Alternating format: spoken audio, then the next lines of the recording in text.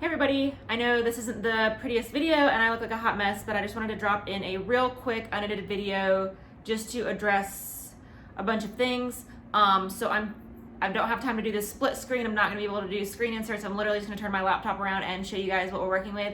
This has to do with the nutrition. People are asking for meal plans. OneUp isn't gonna provide meal plans. Honestly, that's something very hard to do. It's very hard to cater to every diet, guideline, restriction, and allergy. So OneUp just doesn't provide that. They provide more of a generic nutrition guide. And this gives you the freedom to pick whatever you want to. So they're giving you your macros, they're giving you your goal, and then if you choose to, adjust your diet accordingly, then that's on you. I don't eat eggs. I don't eat a lot of fatty foods. I can't handle it. So when it comes down to it for me, I can't eat eggs. I can't eat a lot of the steak. I don't eat grits. I don't eat sausage. I don't eat pork. No shrimp. It's hard for me. So with me having the guide, I can at least use it to kind of get a rough guess as far as what I'm putting in my body. Number one, I don't have to spend so much time obsessing over Googling every little ingredient, but I'm also not going to be so reliant on this is the recipe they gave me for my first lunch on Wednesday, and I absolutely hate it, but I'm going to force myself to eat it. When you hate what you're eating, you burn yourself out, and that's when you quit challenges. The best thing they could have done is just say, here's your nutrition guideline, here's what to go by. A lot of people are asking how to read it though. So I'm just going to show you mine. Just for reference, I am 5'4". I'm 137 to 140 pounds roughly, and I'm on the weight loss plan. So your screen is going to look the same as mine, but this upper corner right here, the numbers might fluctuate. So I'm at 1,400 calories per day. And then if we look at the top, it says 140 grams of protein, 140 grams of carbs, and 31 grams of fat. That's not weighing it. So if you're weighing out your grilled chicken, that's not weighing 140 grams of grilled chicken and that's all you eat in a day. It's the nutritional value of the chicken you eat. Same thing with carbs. You're not going to weigh 140 grams of potato and that's all you can eat in a day. It's the nutritional content, not the weight of it.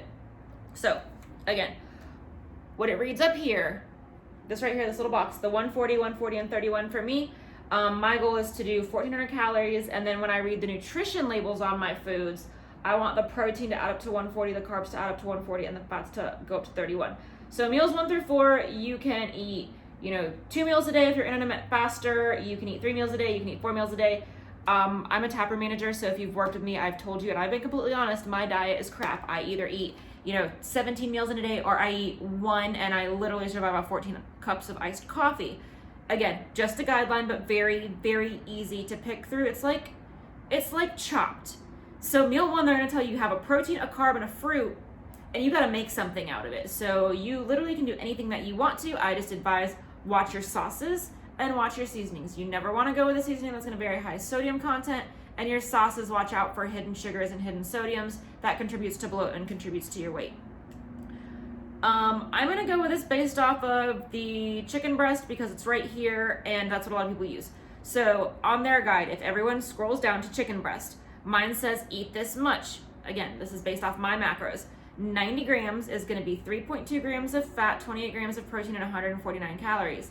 So when I'm tracking that, I am going to get my scale, grill my chicken, and I'm gonna put 90, I'm gonna put chicken on the grill, chicken on the scale until it hits 90 grams.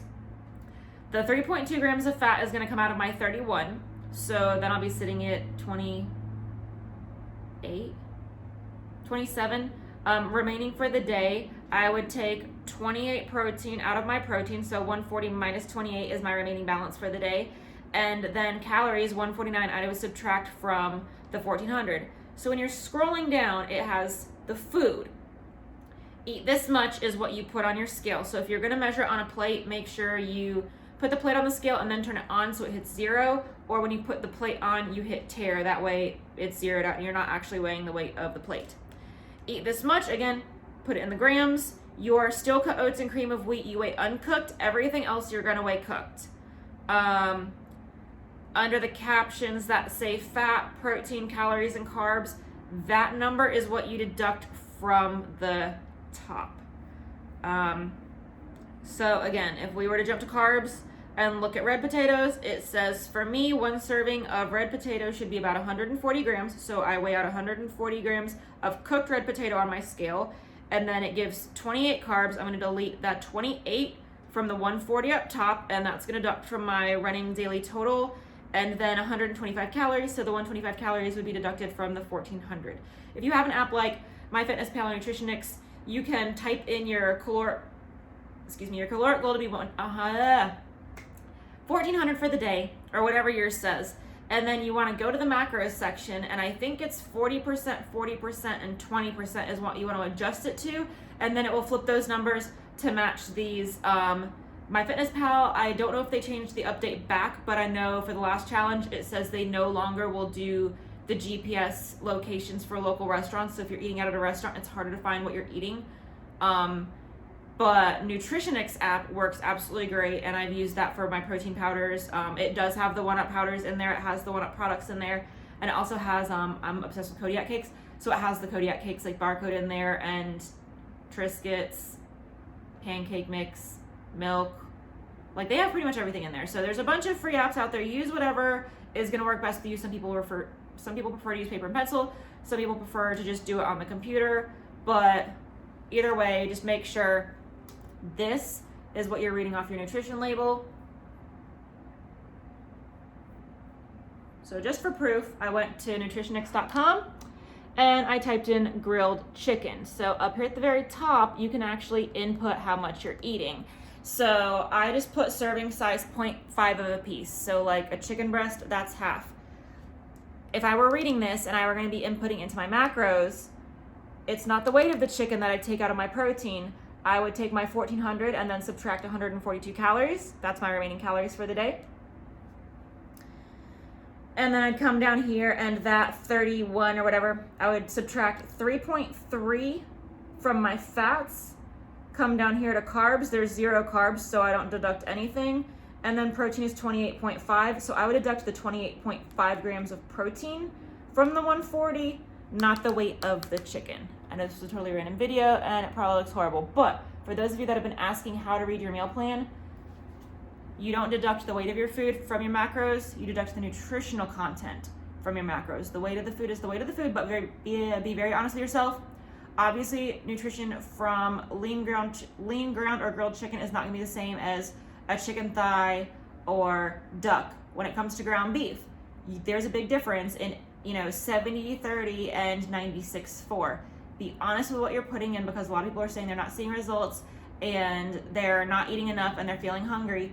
If you are actually weighing out your food and being very honest with the food that you're putting in your body, everything should be a little more accurate. When you weigh your food out, you'd actually be shocked with how much food you actually can eat. And a lot of people have been saying, they're afraid of calories and they're afraid of carbs. If you're not eating enough calories and you're working out, your body is not going to make any gains. Your body's not going to make any losses. You're going to stay bloated, and it's going to retain everything because it's going to stay in just get through the day mode. It's not going to be focused on cutting weight or growing muscles for you.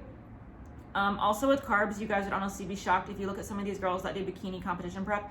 They're smashing like 300 and 400 grams of carbs in a day. Carbs fuel your workouts. Unless your doctor says you're insulin resistant, you don't work well with carbs, chances are you're probably not looking at the right carbs and the healthy carbs, and probably not the right number. So if you're someone that has decided to just give them up, cut back on them, but you haven't been seeing results and notice that you're bloating, you're holding on to weight, and you haven't actually seen cuts, try it out again, but do it the right way. Hope this helps. Right now I've got my video is uploaded. I'm waiting for it to process, but I made this long 30-minute video on all of the supplements from 1UP. So I'm arguing with that, and then I'll be going into making fitness videos for you guys for the challenge. So welcome, happy rambling, and I'm going to get another cup of coffee. So for all of you that call me out for being uncaffeinated, I'm on it. I love you guys.